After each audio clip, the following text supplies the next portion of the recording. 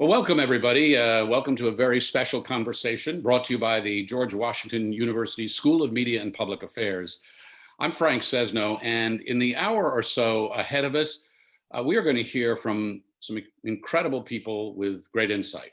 All three moderators from this year's presidential and vice presidential debates. We'll also speak with the co-chairs of the Commission on Presidential Debates, the organization that has put these very important high-stakes encounters together for 32 years now. This is such an important time. It's a time of great tumult and torment in some cases, but this is a vital conversation and important understanding for us to have and share. Now, during the conversation, we'll go behind the scenes to take stock of the debates in this head-snapping year, what impact the debates may have had, how the moderators prepared for and navigated through them, and there was some navigating to do, and whether and how the debates should be changed in the future to reflect the times and the unique challenges to our politics and our democracy. We are live streaming on the George Washington University's Facebook page, so welcome to everyone who joins us. Many thanks to all who have made this possible. For the conversation, we'll start with the moderators to get a sense of what it was like on that stage, preparing for the experience, trying to manage it. Then I'll turn to the co-chairs, ask them what they did, why they made some of the decisions they made, and about the fallout from all of it.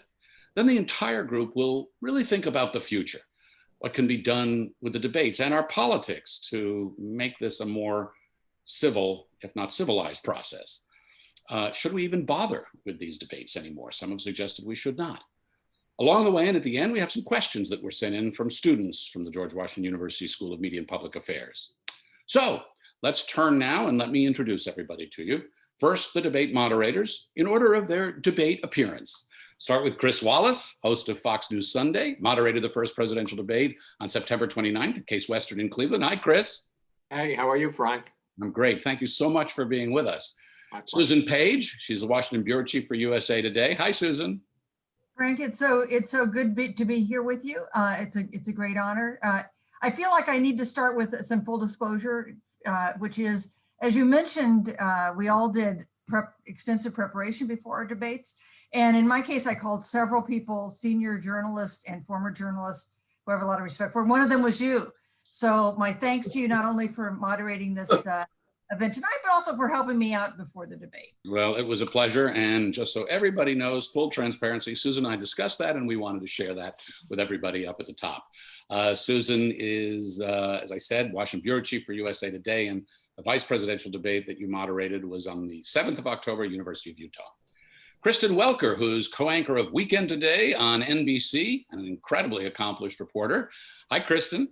Hi, Frank. Thanks for having me. It's such an honor to be here. Looking forward to the discussion. So are all of us, and you moderated the final presidential debate on October 22nd at Belmont University in Nashville, Tennessee. So you've been moving around, and I'm glad that you were able to join us this evening. From the Commission on Presidential Debates, its co-chairs, Frank Fahrenkopf, an original there, he helped launch it, former chairman of the Republican National Committee. Hi, Frank. Hey, Frank, how are you doing? Great to be with you. Well, I'm so glad that you're with us as well. And your co-chair, Kenneth Wallach, former president of the National Democratic Institute for International Affairs. Hi, Ken. Hi, Frank. Thank you for bringing us together. Well, it's a pleasure and an honor. And I should say, so that everybody understands, NDI, nonprofit, works in developing countries, enhancing democratic institutions and citizen participation. Did I get that about right? About right. Okay, good. More complicated, but that's right. Okay, okay, well, it's a start. Let me start, as I mentioned before, with the moderators. Three moderators. There is no hotter seat in this political season than the moderator seat. So, Chris, since you went first, and since everybody, I think, saw just about on the planet saw your debate or certainly heard about it, you know, I've spoken to people. I was talking to somebody about your debate the other night, and he said, you know, I was wearing a Fitbit during this debate, and my heart rate soared. We got so upset about the whole thing. Was your heart rate going up too? And at what point did you realize that your debate was in serious trouble? It was in trouble? I didn't know. I use the term advice. No, you know, the funny thing is, that I feel like I've done almost everything in this business. I've interviewed presidents. You and I covered the Reagan White House I did for a half dozen years. And when I did the first debate in 2016, it was the third debate, but the first time I'd done it, I had never felt such anxiety as I did at various waves in preparing for that debate, and then when I was on the stage. Anxiety even going into it, even before you were well before you were there. Yeah, well, I'll tell a quick story. So Frank is there talking to the crowd in Las Vegas just before I'm off stage in the wings, and I literally look up and I say, "Dear Lord, if you just get me through the next 90 minutes, I promise I will never ask you for anything ever again." That's how nervous I was. In any case, the point being that because I had done it once, which is a huge advantage, it was not quite as scary to me. A lot of tension, but not nearly as much the second time. And as I sat there on the stage as the debate was about to begin, I actually thought, wow, I'm in pretty good shape here. I feel pretty good about this. And as the line goes, your battle plan lasts until first engagement with the enemy.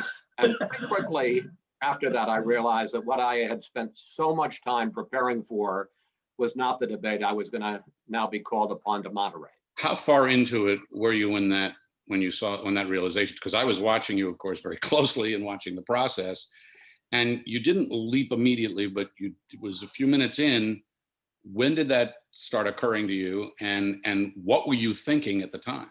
Well, the funny thing is that one of your biggest concerns, and I had never watched the debate I did in 2016 until I was preparing for the 2020 debate. I still haven't watched the 2020 debate. I'm not sure I ever will. But the fact was that one of the worst things that can happen in a debate is that it becomes parallel news conferences. You're asking one person a question, they answer their question, then you ask the other one a question, they answer their question, and that they don't engage. And there were long periods in the Trump-Clinton debate where that happened. So when pretty early on, I don't remember exactly, when the president turned and started engaging and interrupting Joe Biden, my initial reaction was, this is great. This is going to be a real debate. They're going to engage with each other. And at some point thereafter, not too long thereafter, you begin to go, gosh, this is getting out of control. The problem is, you know, an original line nobody's ever thought of. Hindsight is 20/20. And so looking back at 90 minutes in, you can sit there and say, well, my gosh, this was a mess. But you didn't know that at each step along the way. And you were kind of hoping that it was going to find its way back onto the tracks. And eventually it didn't. And, you know, you began to realize that the president had a strategy, which he was not going to be dissuaded from, which was to interrupt and try to throw Joe Biden off. And no matter what I did or Joe Biden did, I certainly realized it at the end of the first segment, the first 15 minutes, that I had a problem and that the debate had a problem, the country had a problem, because they'd come in listening for a debate and they were hearing something else. And then it's, what do you do? Chris, going into it, were there a couple of, I know you had your issues, the blocks that you'd carved out. Were there a couple of issues where you had hoped that you were really going to be able to get sort of topical policy focus? Was there an overarching goal that you had going into this thing? Well, every one. You know, I mean, I had 6 topics, and every subject, you know, wait a second. Hold on, everybody. So here is my debate book. I didn't realize I was going to be called upon for props. And, you know, it's a loose leaf binder, and I'm sure that Kristen and Susan had something very similar to it. And I had, you know, 6 topics, Supreme Court. I had a bunch of questions on it. Then I had facts to back up every issue that I was going to discuss.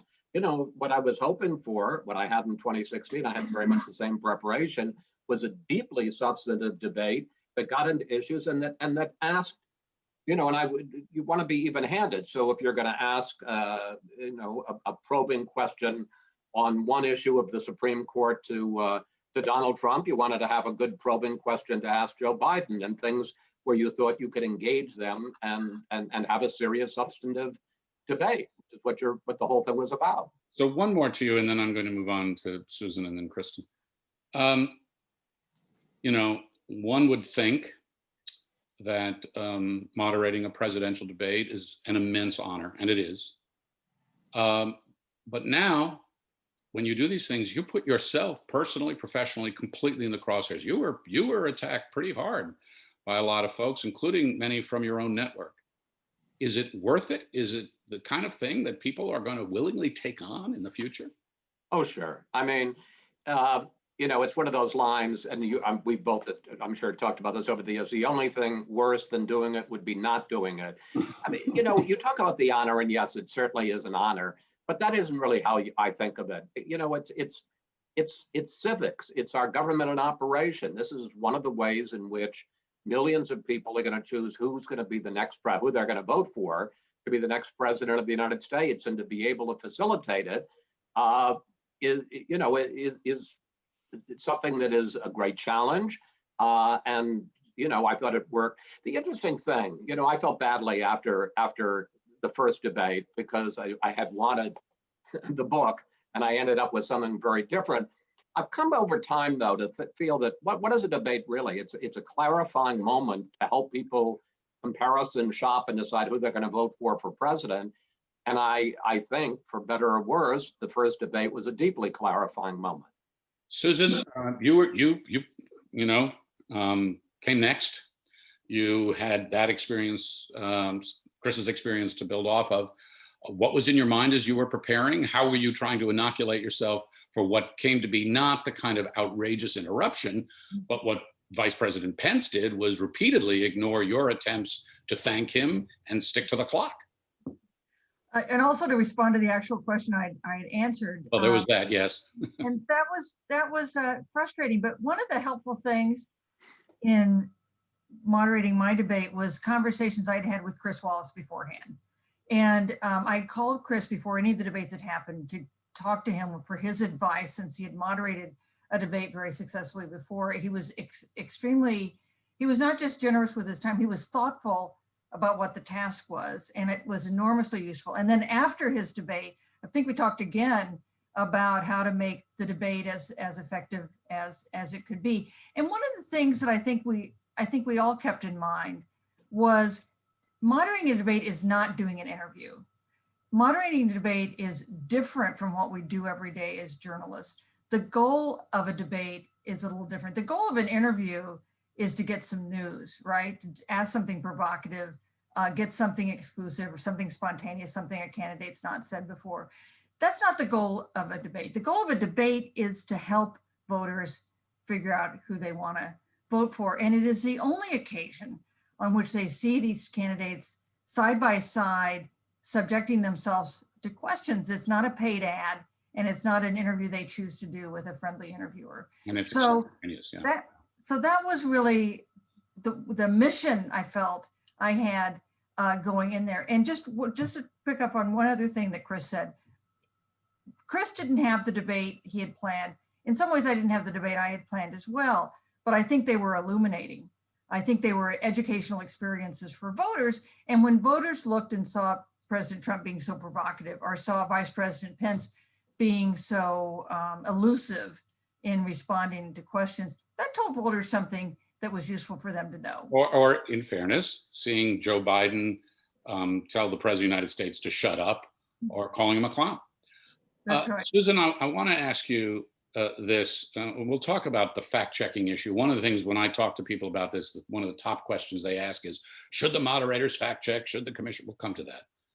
But you said something about getting answers to your questions. One question you asked, which I thought was especially relevant, given the fact that both presidential candidates are in their 70s, was whether either of the vice presidential candidates had had a conversation with them about transition or what if, and both of them ignored your question and went off in different directions.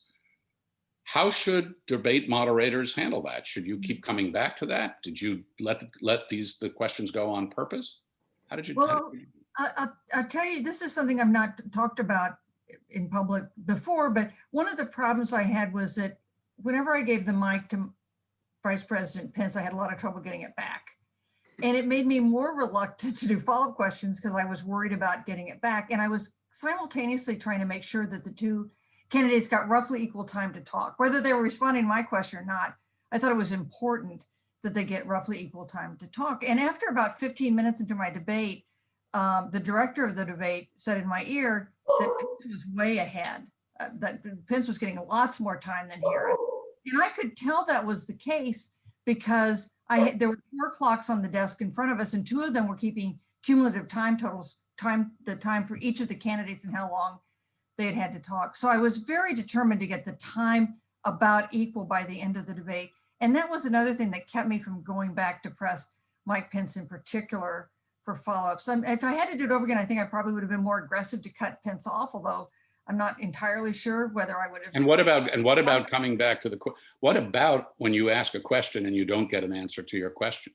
But if your time is then eaten up, and if you go to, and Mike Pence in particular, and it's going to take you minutes and minutes more to get the mic back, is that serving the interest for the general debate? You could argue that, but my decision on the spot was no, we'd move on. We'd let the question stand on its own.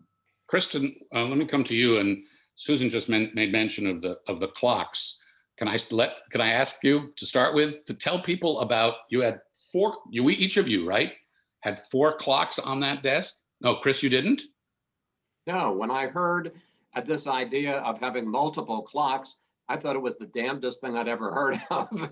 I had enough trouble with 1 clock. I didn't want extra clocks. Kristen, did you have, how many clocks did you have? I did. So I had 4 clocks. I had time of day, and then I had the 2-minute clock for when they each started speaking. And then I had the length of time that each of them had spoken cumulatively. So I could sort of see, just as what Susan was talking about, that probably about a half hour into my debate, President Trump was up significantly by about 3 minutes. And so I wrestled with exactly what Susan is talking about and how to even that out. And that is part of why when you saw me say to the president, okay, you have 10 seconds to follow up, it was really an attempt to try to allow him to follow up on these important questions, but then to make sure that, Biden was getting equal time. And how did you do with your timing at the end? How close were the 2 of them in terms of I believe it was, I want to say a little over a minute, maybe 1:45. It was not 3 minutes. I cut it down significantly. Frank, does that sound about right? Yeah, I think that's my recollection. Yeah. Yeah, I think it was about 1:45 or 45 seconds. It was either Susan, right over or right below a minute. Susan, my recollection is you did pretty well with your clocks, right? So let me just let me brag that CNN was running their own cumulative clocks, and they concluded that Pence got 36 minutes and 27 seconds and that Harris got 36 minutes and 24 seconds. So whatever else I did wrong in the debate, they did get equal time. Okay, fair enough. Kristen, back to you. You being in the position of the 3rd debate, Yes. and unfortunately, we, the public, and the candidates, in my view, missed a huge opportunity in not having the town hall debate where they would also have taken questions from citizens. Absolutely. But you had the 3rd debate, and for your debate, very prominently, the decision had been made, and we'll talk to the co-chairs in a moment about this, to have a muted microphone. So Chris's experience was not repeated, and the candidates knew that at least in that 2-minute opening part of any block, their mics were on only when they were speaking. Mm-hmm. How did that affect the dynamic, do you think, in your debate? And how did you feel going into it? Well, I'll say a couple of things. First of all, I reached out to Chris and Susan, both of whom were so generous with their time. I had more than one conversation with Chris, so who's really generous. And I think it's important that people know, I mean, really, there is, in my mind, no one better. I mean, in order to prepare for my debate, I not only watched Chris's debate from 2016, but I read through his debate multiple times that he did this cycle. And if you read the questions and the way that he structures it and follows up and pushes the I mean, I really think it is completely, every minute of it, chock full of substance. It's just that, as Chris said, the president came in with a very different strategy. I think that by my debate, and I know that through my own reporting, some of his advisors had sort of said to the president, listen, we don't think that helped you. We think that you should go in with a different strategy. I think that he came in with a different strategy. So you had 2 things going on. One, I think his approach was different. and then you had the mute button. I was pleasantly pleased by the fact that I think the mute button functioned smoothly.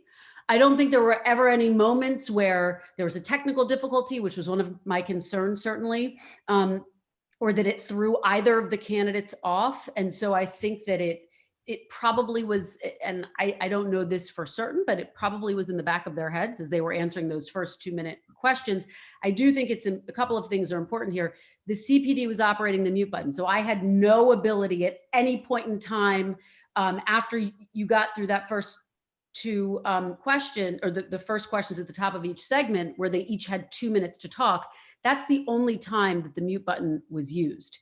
In other words, the rest of the each 15-minute segment was open discussion, and I did not have access to the mute button. Right. I do think it set the tone at the top. It helped to set the tone at the top of each section to sort of allow the candidates to give their 2 minutes without interrupting each other within the first 2-minute blocks. If you go back and look at Chris's debate, the first debate, but in the middle towards the end, you have a circumstance where, you know, there was interrupting in that first 2-minute block. And so that was the concern. You've been covering the president, and certainly been covering politics. Did you feel in your debate, Kristen, that there was a moment of particularly sharp or clarifying exchange or explanation? What did you feel was the high point of your debate? That's a good question. I do feel as though both Chris and Susan's debates were very illuminating for the reasons that they're saying, and I think that is the goal of the debate.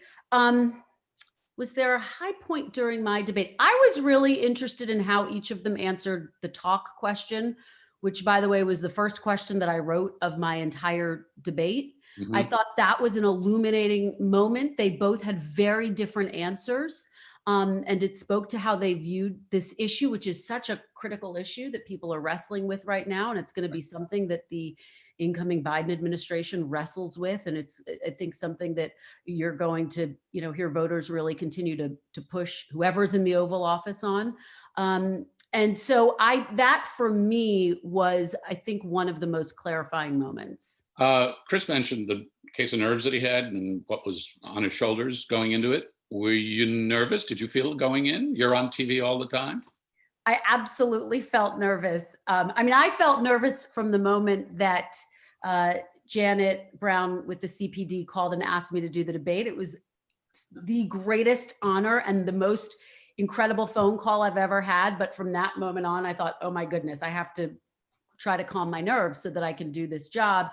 And I did that by reaching out to people like Chris and Susan and talking to them about it, reaching out to past debate moderators, Bob Schieffer, people within NBC, from Lester Holt to Savannah Guthrie and Chuck Todd. And they all said that, yes, nerves are perfectly normal. They're perfectly fine. Jim Lehrer writes about the nerves that he had going into his debate. So part of how I dealt with it was to just say, okay, this is a part of the process. If you're not feeling nervous going into one of these debates, you're not human. This is an incredibly important part of our democratic process. You want to get it right, and you want to make sure that you're asking questions that voters care about. So I dealt with that by not only talking to past moderators, but by thinking through, what am I going to do in those 10 seconds leading up to my debate? Because if I can open my mouth and breathe and talk, then I'll be fine. So I literally just envisioned and practiced that moment over and over again every day. What was I going to do? What I wound up doing was sitting down, opening my notebook. I also have a notebook like the one that Chris just held up, opened it up, made sure my first question was in front of me, had my pens out, the papers that I was going to write notes on, took a big sip of water, took some deep breaths, and then went. And when I had done that and I'd sort of envisioned what are the 4 steps I'm going to do before I start this debate, then it was fine. I would like to take just a moment, because I think it's very important that people realize this, because people who turn their televisions on, there you are sitting in front of the candidates. They have no idea what you do in preparation for this incredible unscripted event. And Chris, can I come back to you? Just, you know, you showed us the notebook a little bit, but talk a bit about the process and how you organize your thoughts. Did you go in thinking that you would have to play fact checker along the way? Was that part of your plan? How did you prepare for this thing?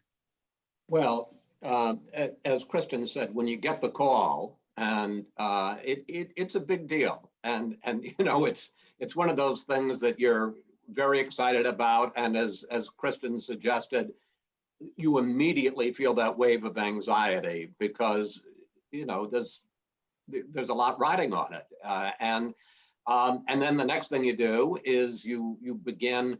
And this is one of the biggest pieces of advice, I think maybe the best. I'll see if Susan and Kristen did it, because you know we all get called at the same time, even though mine was the first debate and was only 3 weeks away. Their debates were a month or a month and a half away. And one of the things I said to them is, I know what your instinct is, which is start preparing. Don't. You're just wasting your time, because who knows what's going to come up in the next 6 weeks. You don't know what I'm going to ask in my debate. You don't know what the issues are going to be, because your immediate desire is, I'm going to start writing all my questions, you know, at Labor Day. It was Labor Day week that Frank called us. So, but I, with only 3 weeks to go, did start, and you know, you go over it in your head, and then you start to get closer. One of the things that I don't think people fully appreciate, it's on the moderator to decide these 6 buckets. The debate is divided into 6 sections, except for Susan's, which I think is 8 or 10 or something. But for the presidential debates, it's 6 topics, and it's all your decision. What are the topipics? So how did you decide what you were 6 were Foreign, going to do? domestic, pardon? How did you decide which 6 you were going to take? Well, I don't know. You know, you just at a certain point, how do you decide every Sunday what questions you're going to ask, or you know what you're going to focus on? You think these are the most relevant subjects, and you know it wasn't that hard. Obviously, COVID was enormously important. The economy was enormously important. Race was enormously important, and the violence associated with it. The Supreme Court became a big issue because Ruth Bader Ginsburg died in the interim between when I was assigned the debate and when it was going to take place. And then one funny thing is, I had a completely different thing, and then Ruth Bader Ginsburg died, and it's like, darn it, she screwed up my debate. So now I've got to rethink my topic. So I had one thing which was going to be the Trump record, and one was going to be the Biden record. And so I combined those. So that was just basically a grab bag of whatever I wanted to ask them about their records. And did you have a team working with you? Did you have a team of researchers? Was this all you? I travel light. I have one researcher. She's my researcher on Fox News Sunday. Name is Lori Krim. Her nickname at Fox is Chris's Brain. And she and I just, you know, we did it in 2016, we did it in 2020, and it's just back and forth and back and forth. And I need to know this about that. And she comes up with the information, and, you know, and you hone and you write and you write and you rewrite. And by the time I got to Cleveland, 48 hours before the debate, I was still rewriting and honing the question. Well, I just want to say, and I've said this to my students, Chris, for all the trouble you had there, you are a remarkable questioner. You have precision to your questions. You have facts that back them up. That's how you respond. You did that in your interview with Trump, which also must have helped as you were thinking of this, because you actually, you know, had to do. You've interviewed both of these gentlemen, so you've got some experience. Susan, how did you prepare? So Chris did, in fact, give me that advice. He said, don't even bother beginning to prepare. I said, at this point, I am who I am, and I immediately began to prepare. I ignored that advice. We formed at USA Today a team with an editor I'd worked with for a long time, Lee Horwich, an intern and a reporter. And we formed this little team for the month before the debate. We were all detached from our regular jobs at USA Today, and we worked on doing research, on thinking about topics. For the vice presidential debates, there are 9 topics of 10 minutes each. We prepared initially for 12 on the theory that something might drop out after Chris asked about it so thoroughly, there was no reason to go back to it or whatever. We ended up with, I walked into the debate hall with a binder like they showed with 10 topics in them, just in case, you know, for some reason I needed an extra topic. I actually had a horrible nightmare like 48 hours before the debate that I ran out of questions and it was just silent on the stage. Oh yeah, like that's going to happen. I got up the next morning. I mean, I got up the next morning meeting like at 3 a.m. and wrote out a bunch of extra questions just in case that happened. But of course, that did not happen. And how did, Susan, how did you prepare, and did you think you needed to prepare to have, you know, facts or substantiating information either to the side or baked into the question when you were presenting it to the candidates? Because look, even when candidates don't flat out misrepresent the truth, this is their effort to put their best spin on their position. And your job there as the moderator is to hope that they go back and forth, but sometimes they don't. So were you prepared to go back and forth with them? Well, the reason we had people doing research was to prepare and have it within this briefing book, the facts of what we knew. But I did not view my role there as a fact checker. I reviewed my role there as a facilitator of a conversation. And I knew there would be no shortage of people doing fact checking of this debate after it was over, or even while it was going on. Kristen, a couple things that you did, I think, in your preparation that are distinct. One is you kind of quit your job, or you sort of left the job you were in. And the other, my understanding is you worked the phones a bit as you were trying to think about where you were going to go with your questions. Talk about those things. That's right. I made the very difficult decision to leave my beat pretty immediately. And that was because I'm a beat reporter, because I'm at the White House every day. And I was covering the Biden campaign at the time. So I was doing both. And we, after having several conversations with the CPD and some of my managers at NBC, we decided that this is very difficult, but I'm going to literally step away from my beat so that I'm not in the crosshairs of either of these two candidates while I'm preparing for the debate, because I'm so closely questioning them on a daily basis when, you know, I'm in the briefing room or when I'm out on the campaign trail with then Vice President Biden, now President-elect Biden. So that was very difficult. So how did I fill that time? One of the ways that I filled that time was to write mock scripts so that I literally stayed connected to the material on a daily basis. The other way that I used that time, I didn't start writing questions. I did take that part of Chris's advice to heart, but I did start sort of approaching the debate as a reporter, and I started calling people all across the country. Who are you calling? So I'll give you an example. I have a little list here. I called a teacher in Tulsa, Oklahoma, to talk to her about what it had been like to try to teach virtual learning. Was it working? Was it not working? What were her key concerns? I also spoke to a teacher from Pasadena, California. I talked to a small business owner in Baltimore, Maryland, who owns a candle shop. How has the economic crisis impacted his small business? Was he able to continue doing his job? I spoke to a family who lived in Port Arthur, Texas, near oil rigs, and how was this impacting, how is the environmental impact of those oil rigs impacting their health and impacting their livelihood and their quality of life. I talked to undecided voters in multiple swing states all across the country. So Ohio, Pennsylvania, where else? Virginia, Florida. Were you saying, what should I ask the candidates?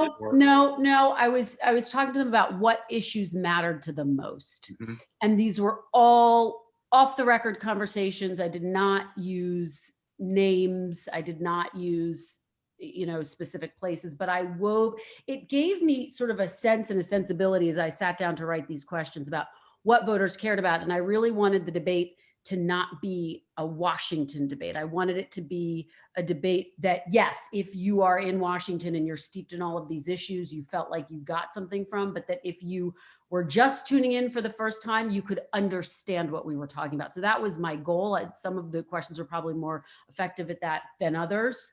But that was sort of my guiding principle. All right, I'm going to turn now to the co-chairs of the Commission on Presidential Debates, and let's talk to them for a few minutes about some of the decisions they made, the organization behind this, and then bring the group back together to think about, from this process, at this very troubled time in our history, what we've learned and what that might mean for future debates. But first, Frank Fahrenkopf and Ken Wallach, thank you both. Frank, start by telling people perhaps how these three folks were chosen. Because, was this a vetting process? Was this a magic hat thing?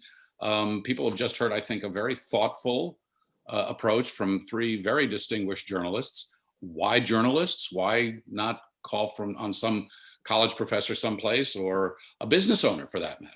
Frank? Well, the hardest thing that we have to do on the commission is to choose our moderators. And I can tell you this cycle was the hardest because it's pretty hard to find any portion of the journalistic community where there's not one paper or one television station that seems it favors one candidate over the other. Very, very difficult. We do follow. We sit down with Marty, our director and producer, and with Janet Brown and Ken and Dot Ridings, the former head of the League of Women Voters, who's our third co-chair. And we make a list of people that we're interested in considering. And we watch what they're doing and saying and writing to see whether or not that they're not so far one way or the other that we don't think they can be fair and balanced in doing the job that we want them to do. And I must tell you, we were all excited for the job the three of you did. It was incredible under very, very difficult political times. You were spectacular. All right, Frank, let's talk about the microphone. This is one of the top issues that I hear when I work the phones and talk to people who watch these debates. Some think it was great and brought some, order back to it. Others think it was censorship. How did you reach the decision about the muted microphone for those first 2 minutes? And is it permanent or is it a Trump-Biden moment in time? Well, I don't know whether it's permanent or not. We'll consider that. We always, and we'll be doing it in the spring, we always take a look back at what we did in the last cycle. How could we improve it? How things might change? How can we do a better job? So I don't know. What happened was very clear. When that first debate was over, the commission took a lot of beating too. Why didn't we do something? Why didn't we stop this? And you remember almost immediately thereafter, we said that the commission was going to take a good hard look at what had happened and try to do something to see if possible it didn't be repeated. And Ken and I and Dot and the other members of the commission and Janet, we worked, we thought long and hard about it, and I came to the conclusion we couldn't come up with a new rule at this point in time. Remember, and that's what's got to be clear. For example, on the rule that for the first 2 minutes or 4 minutes actually of each segment of the 6 segments, each of them gets to speak without interruption for 2 minutes. That was what they agreed to. Those were the rules that the candidates agreed to. And they were violated in that first. So we didn't want to make a new rule because we thought that was playing around too much. So I came up with, and Ken was with me, said we have to enforce the rule. It's not a question of making a new rule. Let's do something where we can be in a position to enforce the rule. And that's where we came up with the idea of the mute button. Not everyone in the commission was at first for it. I mean, we had great debate among the commission members. Is there a vote? I mean, how does a decision like that get made? Well, we take a vote. We take a vote. And finally, it was unanimous that we go forward with it. And you announced that. Sure, but let me make sure, I think this is what Kristen said. We wanted to make sure we were not putting her as a moderator in the position of making that judgment. So she had nothing to do with it. And was not part of the decision. It was not part of the decision. It went, the commission itself did it. We allowed each of the candidates to have someone there standing by the person who was doing it if they wanted. We really didn't have to do it. I can only think on one occasion that it was at the end of a sentence that it was used. It was meant to be a tool of discipline, if you really want to know about it, Frank.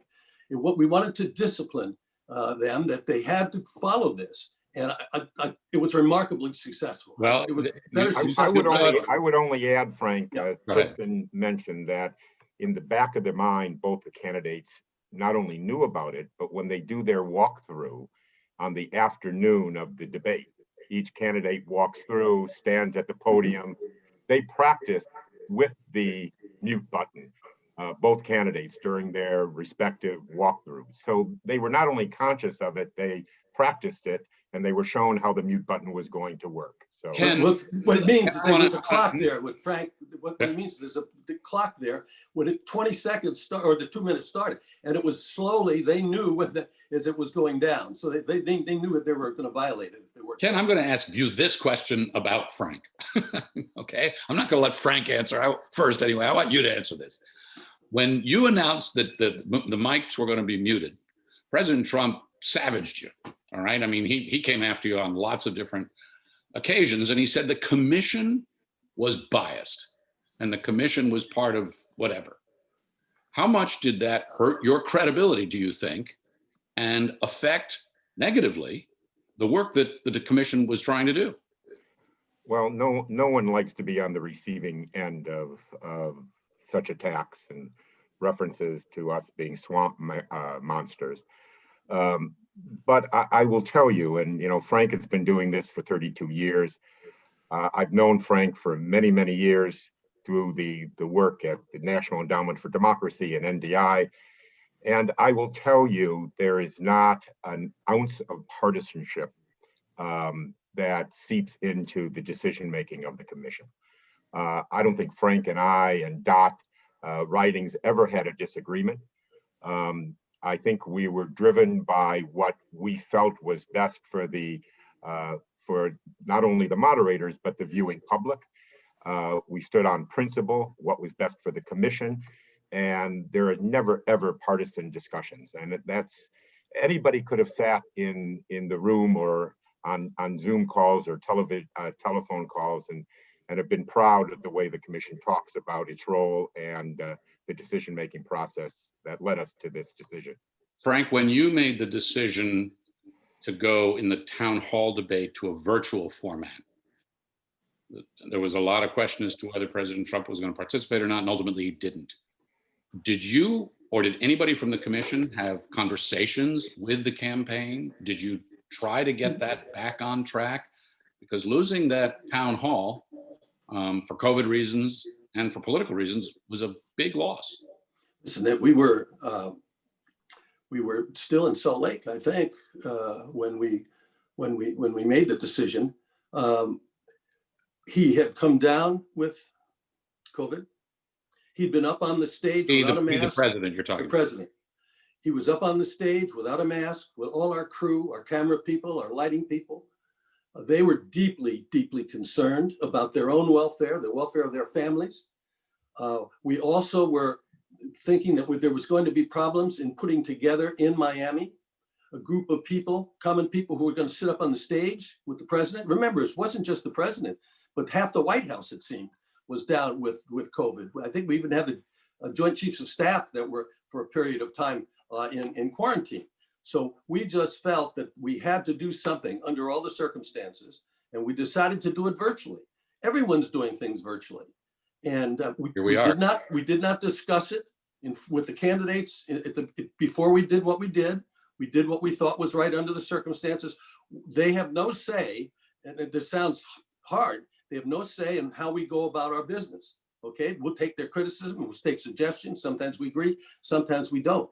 And so we felt that this was the safest way for our crew, safest for everybody who was going to be involved. Now, if someone didn't brief the president, or he didn't listen to someone, because as you know, he immediately responded and said, well, Joe Biden's going to be somewhere and someone's going to be passing him notes and answers and he's going to be reading off of a teleprompter. And of course, that was never going to be in play. Wherever he was and wherever the ex-vice president were going to be representatives from the commission. There would be news media there. There would be other people there. There wouldn't be any ways anyone could use a teleprompter. And he just went off and said he's not going to do it. He ended up doing a town hall meeting on Fox. I don't know how many people watched it, but if he'd have done the virtual, you might have had, and you've got the numbers. I sent you the numbers today from the audiences. He would have appeared maybe for 75 or 80 million people, and maybe had made a difference. That's right.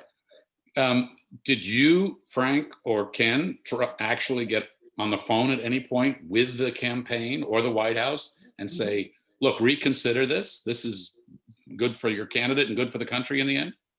Well, I did. I talked to somebody. I can't remember. I may have talked to Ron Klain or you. I don't know, Ken, whether you talked to him, but we had discussions. But it was pretty clear.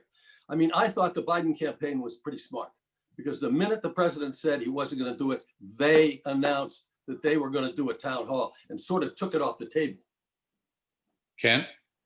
That's exactly what happened. The Biden campaign, I think in a matter of an hour of decision-making, decided to have the town hall meeting. And so basically they didn't allow for an opportunity to reconsider. And that was the political decision that they made. And I think that people, observers and pundits believe that that hurt the Trump campaign, that he didn't participate. Because the virtual debate, it's not only was there a virtual debate in 1960, the Kennedy-Nixon debate, but it's the way we've all been communicating for the last 8 months. So people are used to seeing virtual conversations and discussions. So it would have been a very natural type of gathering event. And so it was a lost opportunity, I think, for the president. Ken, last question while we're with you, and then we'll open back up again and start looking forward. I think one thing that people really don't know about the Commission on Presidential Debates is you don't only do debates in this country, you work internationally. Could you talk briefly about that and whether there's anything you learn from your work around the world that actually we should be learning from here in this country with our, politics as they are right now? Well, as important as debates are here for the moderators, for the viewing public, for the commission, they're even more consequential overseas. And the Debate Commission, in partnership with the National Democratic Institute, NDI, which, as you mentioned, I headed for about 25 years before I retired in 2018, has helped organize some 450 debates in 45 nations. And we have found, perhaps not surprisingly, that particularly in post-conflict countries, debates have helped level the playing field in places where only one party has ruled. They have forced discussion on policy issues and not on personalities. And they have promoted comity, that's with a T, not a D, between political competitors. And in environments when heated campaign rhetoric, or worse, hate speech in campaign rallies, debates have helped reduce the potential for violence. And also at town hall style debates overseas, provides ordinary citizens an opportunity to question power. And this is something quite rare in countries that were previously ruled by one party. Yeah, it's something that we used to take for granted as an important exercise of democracy here and part of a normal thing. And not only that, the Debate Commission has now helped establish a network, a support network of like-minded debate organizers from nearly 40 countries. Okay, but so my question, Ken, to you is, in this really strange year where we've had so much antagonism and so much hostility, are there things that you have learned from your work abroad that we should have the humility to open our eyes and ears and learn here?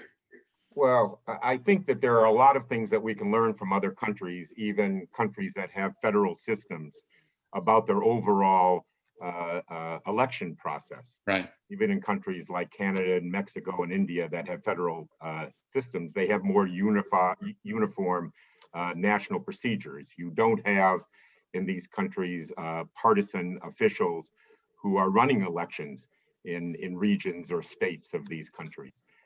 Election day is usually a national holiday or over the weekend, so it's easier for people to vote.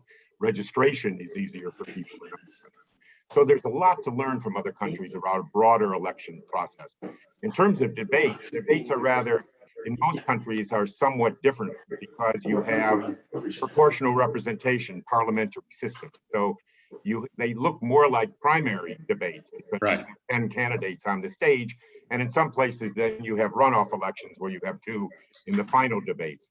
But they're a little different in the way, the style and that we do. But they've learned a lot, and they look at the commission as a real model. Well, I love what you say about we could learn some other things. I remember, when I was based in United Kingdom, the first thing I remember hearing during the political season is they stand for re-election. Here we run for re-election, and there's a time frame before you go into it. All right, I'd like to bring everybody back in, and Chris, let me come back full circle and ask you to lead this off. One of the criticisms of the debate commission and the debate process is that it's too much of an old boys network. People have been around too long. It's inside the Beltway people putting on another show when the country has changed and when patience has run thin, and time for change. What do you think? Look, as an old boy, you know, I got to say, I certainly think that we always ought to be open to new ideas. You know, Frank will speak to the commission. I've certainly been asked a lot about should there be a new format for the debates, and I've kind of racked my brain. You know, some people say make use of social media and have questions from them. I certainly would be open to all of that, but I think the point that needs to be brought out with all this, and we need to remember, people really, you know, for all the criticism, people really relied on and watched these debates. My debate, the first one, had more than 70 million people that watched it. I think Susan had like a record for vice presidential debates, except for the Palin-Biden debate. I don't know, 50, 60 million. I'm sure she knows. You know, so I understand there's grumbling, and I understand there's always talk about change and reform, and Frank can probably speak better to that than I can. And, you know, I'm certainly don't think that anybody should be scared of that. But, you know, the debates are a success. They're still a hugely, you know, one of the few in this very fractionated media and political environment. There is still one of the few moments and venues where the country gathers together and watches. And, you know, I think it's a very precious, you know, a jewel and part of the political process. And it has to be, if it's going to be played with, it has to be played with very carefully. Kristen, let me come to you next on this, but by way of referencing the numbers that Frank Fahrenkopf sent me earlier today, the viewer numbers, the total television audience, first presidential debate, 73,132,000. This is just the television audience, by the way. The vice presidential debate, Susan's, 57,919,000. And your debate, final debate, 62,973,000, nearly 63 million people. Time for a change? Well, I think, as Chris just said and said very well, the way that these debates are structured do allow for the candidates to debate, which is, I think, the core of their strength. And so I hesitate to put any changes in, because we racked our brains for the third debate. Like, how could I have more tools at my disposal to go in there and try to make sure that they're debating and that people can hear them? And it's really difficult to do without, you know, making it more difficult for there to be an actual conversation, which is the goal of these debates. One of the things that I did, and I borrowed from Susan with this, is to kind of create my own time limits as I was going along. So I was giving, and I thought Susan did a really nice job of saying, okay, I'm going to give you 30 seconds to respond now. And in those 30 seconds or whatever it is, maybe the person goes a little bit over, but you're at least sending a signal to the candidate. You don't have an unlimited amount of time. And so I thought that was effective. And I think that's one thing that we can play with and think about moving forward. But that was sort of at the discretion of the moderator. It didn't require new rules. It was sort of just feeling it out in the moment, what made sense. And as I was getting closer to the end of the debate, the amount of time I was giving was getting shorter and shorter. And that's why you had the 10 seconds, 10 seconds. But again, I think that having that open discussion really opens it up to debate, which is the goal of these conversations. Susan, what are your thoughts on this? I just want to say we shouldn't lose sight of something very important that the Commission on Presidential Debate does, and that is presidential candidates are not required by the Constitution to participate in a debate. Mm-hmm. This is not an easy thing to bring about, most especially when you have an incumbent president running for a second term. It is hard to get them to do debates. There's a million reasons they can give why it's unacceptable to agree to this debate or that debate. So I know that the Commission on Presidential Debate works on this for years, works behind the scenes with great political skill to make the debates happen. That is a huge achievement. And of course, different people to moderate, different formats, different ways of getting questions, different ways of fact checking, all things that we should think about. But I would just caution us not to throw out the baby with the bathwater, because it is important that these debates take place, and it is not a given that they will. Frank, let me turn to you with this, and then anybody jump in. I mean, some people say bring back Lincoln Douglas, let him go for hours. Some say have more moderators. You once had panels of moderators, now you have single moderators. Some people say put citizens, make citizens part of this somehow, not just in the town hall format, but literally on the platform somehow, or have a panel of real-time fact checkers, or much more in social media. I'm sure you've heard all these ideas. Oh, yeah. What do you, and you've grappled with them. What do you tell people? What's your explanation? Well, what we do is, as I indicated earlier, we will be doing this spring, taking a look at what happened in 2020 and whether or not we can improve, how can we change, and so forth. But we have changed remarkably, Frank, over the years. When we started, it was pretty much a single moderator and 3 panelists, 3 reporters. And it was never an opportunity really to have to drill down on the issues, because reporter number 1 may have asked a question and neither one of the candidates answered it. It's time now for reporter number 2 to ask his or her question. And she worked very, very hard on her question. She doesn't want to go back and double down on reporter number 1's question. So we tried an experiment in 1992 at the debate at Michigan State.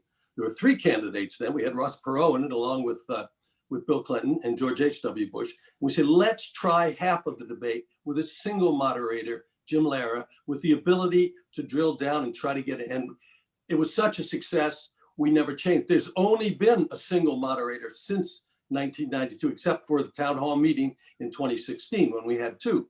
But then we also made what I thought was the most important change.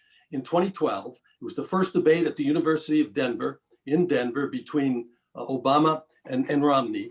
And what we did is we divided the 90 minutes into the 6 15-minute pods. And we came up with that. Now, we came up with that for 2 reasons. We thought that having 15 minutes with a moderator, having the ability to drill down and really get these candidates to say where they are on the issues. The other reason, which is just important, and somebody touched on it, maybe it was Susan. I've been asked 100 times, well, you've done over 30 of these debates, what have you learned? And my answer is always the same. I've learned that the American people want to like their president. They're not always going to vote for who they think is the smartest, but they want to like their president. And that 90, or that section at 15 minutes, and the whole 90 minutes, they're listening to get informed about the issues, but they're also getting a chance to look at these candidates, to see their character, their composure, whether they have dignity, respect, integrity. They're making a judgment on these people. And while the first debate, I think it was Susan said, I think, well, we may not have gotten the first objective, the real drill down on some issues. Some we did, but not all is that Chris had planned. We certainly did. The American people got a good look at these two candidates, and they made a judgment. And you saw it in the polls almost immediately after. And I really believe truly that it probably hurt the president more than anything else in the campaign. Right, just one more point I would make. A number of critics of the presidential and vice presidential debates tend to look at these through the prism of the primary debates. Yeah. And where you have a boisterous audience and you have a lot of gotcha questions because you have 10 or more candidates on the stage and people are asked to raise their hand in response to complex public policy issues. And so a lot of the criticism doesn't take into account how the presidential and vice presidential debates differ from the primary debates. And ultimately, not only do you have these large audiences, but over 2/3 of the American people believe in research following the debates that they have been extremely helpful or very helpful in helping them determine who to vote for. And yet, as Susan, you and I talked about this, polls also show that a very slender percentage of people come in to these debates saying they haven't already made up their minds. So, you know. Well, that's true, but that's a sign of our politics today, that we're so sharply polarized. People in the middle who might actually swing from one candidate to the other, from one party to the other. That is a group that has gotten vanishingly small.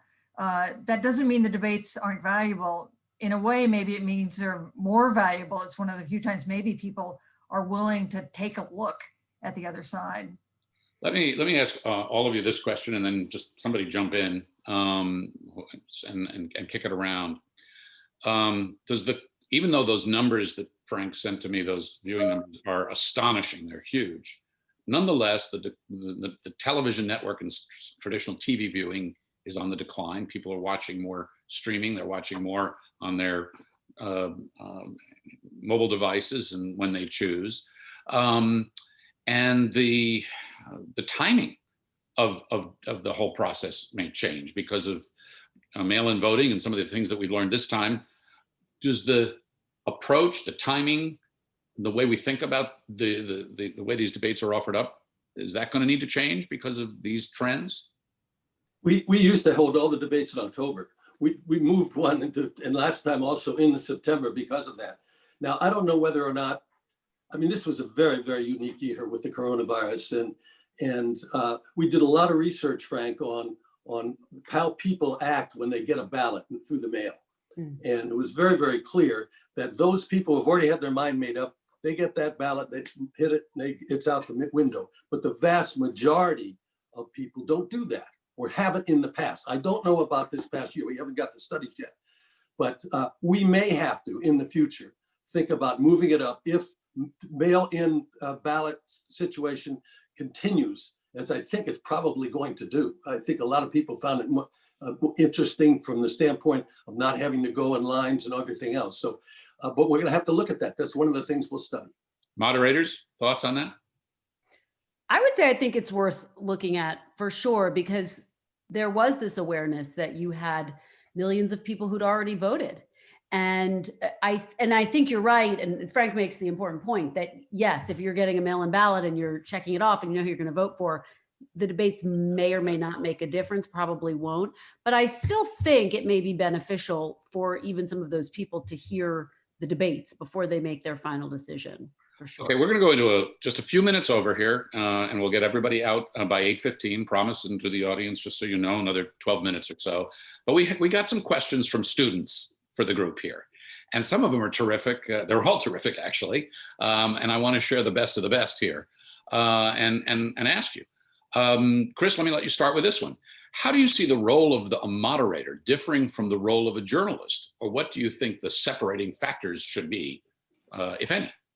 Well, Susan pointed out the difference between a moderator and an interviewer. I'm not trying to get the two candidates to engage with me. I'm trying to get the two candidates to engage with each other.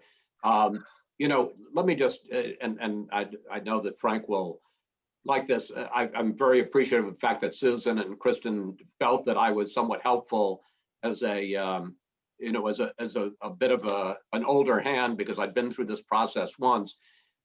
Back in 2016, when I was doing it for the first time, I invited Jim Lehrer to take me out to lunch, you know, as the person who I think it did 12 debates. Yes. To talk about this.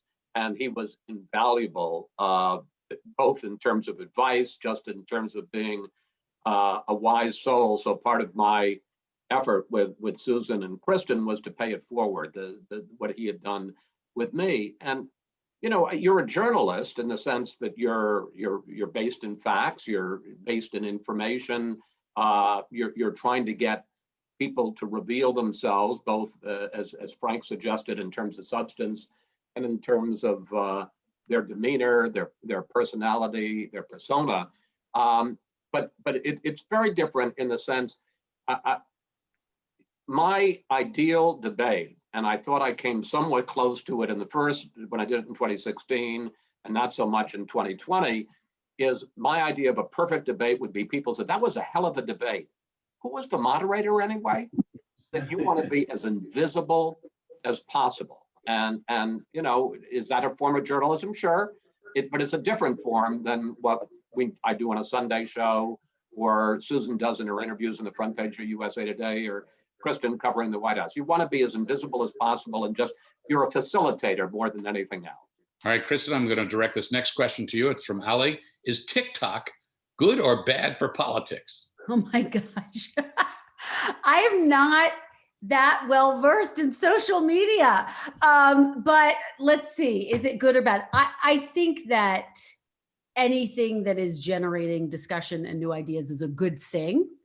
And I know that young people really like TikTok. And I was talking to a student journalist who was saying that she was posting her stories on TikTok, which I just found fascinating. I didn't even know that was possible. I mean, I'm sort of excited when I take a good picture on the campaign trail and post it on Instagram with a caption. That's a really good day for me. So, but I think given my conversation with this young journalist who is in high school, I'm going to have to go with it's a good thing, because she said she would write her stories and then she'd post them on TikTok. And then that's how, you know, her schoolmates and her classmates could read her stories. And what I am really fascinated by when it comes to social media is that it allows young and aspiring journalists to actually start reporting at an age when I had to, you know, obviously report in my school newspapers, which I did, which was wonderful. But it allows sort of this active engagement, I think, at a younger age. So Susan, Parker asks a really big question here. I'll let you take a first swing at it, and then we'll see if Ken or Frank want to jump in. Parker asks, how does social media, it's related, how does social media, predominantly Facebook and Twitter, affect the state of our democracy? And what steps do you think they should take in order to mitigate the spread of false information online? And Parker writes, especially from our current president. Well, it's certainly the rise of social media has been transformative because it's a way for people to get all kinds of information that they couldn't get before. It's also a way for them to get all kinds of misinformation that they couldn't get before. So I think it's been, I mean, I think social media has been terrific in that it's a way for newsmakers to speak directly to voters. It's a way for reporters to do reporting, but it is important and I think essential, and I think should be part of the mission of the platforms to police them so that these efforts at making our democracy dysfunctional don't succeed. Ken, what do you think? Well, we have now seen the darker side of social media.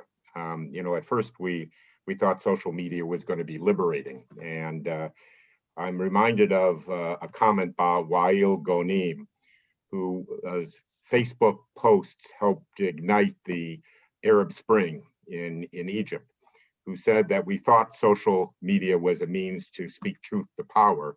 Now the challenge is how to speak truth to social media. And I think it's a huge issue for journalists, and it's a huge issue for politics in this country. And people tend to read and absorb information with people that they agree with. And it's very hard to overcome the polarization that social media has created. So it's a two-sided coin. And anybody else? Yeah, anybody else want to weigh in on that? Okay, Chris, here's a question from you from a student, and I think this is all yours. What was it like maintaining your composure in such a heated debate setting? Did it feel like parenting in a sense? Well, as the father of 6 kids and the grandfather of 7, no, because my children and grandchildren are much better behaved than that. So no, it didn't feel like that. You know, it's one of those things where, again, you know, you didn't know 5 minutes in what was going to happen. I kept thinking it was going to get back on the track, and it didn't. And one of my favorite moments was when Marty, the director, is talking in my ear, the only person who's in my ear. It says to me, "Stop Trump from interrupting Biden." And I'm thinking, what does he expect me to do? Does he expect me to like hit a trap door and have the president of the United States, you know, go down? I mean, there was, you know, there's not much you can do in that situation. You know, when I look back on it, I wish that I had given what I ended up doing about 40 minutes in, where I kind of called a timeout and said, look, this isn't the debate that the country deserves or wants, and you know, and basically gave them a kind of timeout. It just didn't work. The president had plan A. The interesting thing is, I think, you know, we've talked about his strategy. I think it was a very bad strategy. I can understand. You think the president in the first place, you know, you can say that it was a rational thing to do. I'm just going to disrupt this thing and throw Biden off, and maybe he'll perform badly. But it became clear pretty early on he was hurting himself more than he was Biden. And at that point, I thought maybe he'll go to plan B, which is to let Biden talk and hope that Biden sinks himself, which to a certain degree happened in the last debate when Kristen was asking about, I think the most damaging thing that happened maybe in all three debates in terms of substance was when Biden made the comment about transitioning from oil and gas. And, that seemed to be a real issue for a period of time. But the president never went to plan B. He stayed on plan A the whole time. And nothing I could do at one point, I found myself shouting, and I'm thinking, I'm with the president and, the Democratic candidate and I said, I don't want to do this, but why should I be any different than you guys? Nothing was going to break the cycle. Yeah. Well, Andrew asked, is there anything you would do differently next time around? And, you've addressed that. Susan, what's your answer to Andrew? What would you do differently next time around? I think that actually the mute button, which I was a little skeptical of, worked well in the second presidential debate, and I think kept kind of a structure that was really helpful, imposed a kind of discipline that you saw even beyond the 2-minute statements. I thought that was a good innovation. I think I would have probably tried to cut in more, but it's a tough call because you want to keep in mind, what is my mission here? What is my goal here? What can I do to help voters? Because as Chris was saying, I think what strikes you when you're the moderator is how important this is to the future of the democracy in this nation we all love. Stacy has a question, and I would put it to start with Frank. And I can pretty well predict what your answer is going to be, but I'm going to let Stacy ask it anyway. Do you think presidential debates have a future? Can we make them better? Yeah, I can't tell you how many times over the years, people have come out and say, we got to do away with the debates, they don't work and so forth. And I think because we have modified our approach and how we've gone about it, I think there's a future, but who knows? We're going to take a look, as I said, see if we can improve it. We don't know who the candidates are going to be 4 years down the road. And we'll just have to see, but I think we're going to be there one way or the other. All right, I would like to close our conversation, which I think has been remarkable, by asking, each of you if you were, giving advice to either a future moderator or a future viewer. All right, because viewers need to come prepared to these events too, in their own way. What would that advice be? What would one piece of advice you'd give to either a moderator or a viewer? And Ken, why don't you go first? Yeah, Chris. Well, I think Chris mentioned Jim Lair's credo, and that is that the moderator is not a participant in the debates.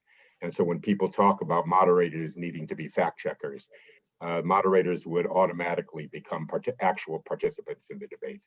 And a good moderator is somebody that focuses attention on the candidates and the issues and is not a participant. And I think that's what all three moderators did in this round, and something standard Jim Lair set for many years. Frank? Turn off your television set the minute it is over and don't listen to the talking heads. Make your own judgment based upon. Yes. Okay. Chris, what do you think about that? I think that's very bad advice. The talking heads are helpful, but as a talking head, I guess I just feel that in a world where there is so much, you've talked about social media, you've talked about these billions of dollars of attack ads that are spent, all of the misinformation. This is the one opportunity that 75 million, 100 million people get an unfiltered exposure to the two, or if there are going to be more next time, 3 candidates. And it's a very, very precious thing. And it's a treasure in our democracy, and it needs to be protected.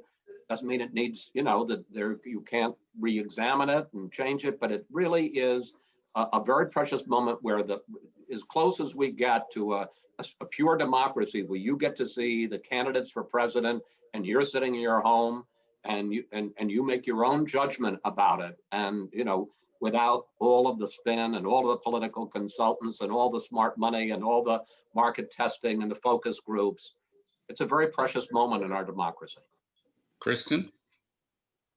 So first of all, I agree with what Chris just said. For the moderator advice I would give, I'm going to borrow, I hope it's okay, from something that Chris shared with me, which I thought was just so incredibly helpful and important. And it fits into this broader idea and theme, which is that this is really not about the moderator. But once you've written all of your questions, take a step back, look at them again, go through each and every one, and make sure that you are giving a debate that is fair, that you're asking an equal number of tough questions of both candidates, and that you feel as though this is something that both candidates are going to be challenged in really a very equal way. So that's A. And then to the audience, I would say, approach the debate with an open mind. It is such a critical exercise to our democracy. And if you really want to get the most out of it, sit down, listen, and then make your decision at the conclusion of these debates. Susan? I would just say, recognize the value of this enterprise. It's not perfect. It's not flawless. They don't run perfectly, but they are so enormously valuable for us, for Americans, for voters, for our elections. And we should all keep that in mind, I think. Well, I want to thank all of you, and I want to make two closing observations. One is to the moderators and to the public who watches and likes to judge, and fair enough, because everybody's sitting out there. Keep in mind, they're tracking the time and watching the clocks. They're listening for the answers and trying to figure out a follow-up. They're managing these different and distinct areas of topics and expertise. You're listening and speaking. You've got the director in your ear as you're counting down, and you've got 60+ million people watching over your shoulder. The pressure and the things that you do and juggle are immense. And so to your talents and to your time, thank you very much. It's an immense contribution to our political process. To the commission, talk about a no-win job these days, gentlemen. And it's probably going to stay that way, because that's the nature of our political moment. And some people have said, and I've read all about it, do away with the debates. Think about what it would be like to never have two candidates stand on a stage with some extemporaneous moment in which they have to act, interact, react, and what we would lose and what that means. When we think back on Nixon and Kennedy, and it was Nixon's shadow and the way Kennedy held himself, or we think on Gerald Ford and talking about the Soviet domination in the Eastern Bloc, and we think about Ronald Reagan and are you better off than 4 years ago? These debates bring moments, defining moments to our politics. And this year, both candidates revealed some of their own personality and humanity, and people judged accordingly. Ken Wallach, thank you so much for being with us tonight. Thank you. Thank you very much, Frank. Frank Fahrenkopf, for all your years with the commission. Very, very amazing service. Thank you. Thank you. Thanks. Chris Wallace, you went first and you're still standing. So great that you were here. Well, thank you for holding this. I think it gives people a sense of, if nothing else, of how very seriously we take this responsibility. Susan Page, it was a pleasure being a sounding board for you when you were preparing for this. And, thank you for being with us this evening and so generous with your time. Hey, thank you, Frank, and you've done a great job. And Kristen, it's like you don't have a day job or anything, so we should let you get back to it. But thank you as well. Thanks, Frank. What a great conversation. It was so fantastic to be a part of it. Well, thank you for being part of it, for all of you for being so generous with your time with so much going on. On behalf of the George Washington University School of Media and Public Affairs and all of us at the university, all of us who believe that understanding our politics and understanding how citizens engage is such an important part of our democracy. Thank you for being with us. Thank you for being engaged citizens, and stay healthy and stay well. Good night. Good night, everybody. Happy Good night. Thanksgiving. Thank you. Happy Thanksgiving. Happy Thanksgiving.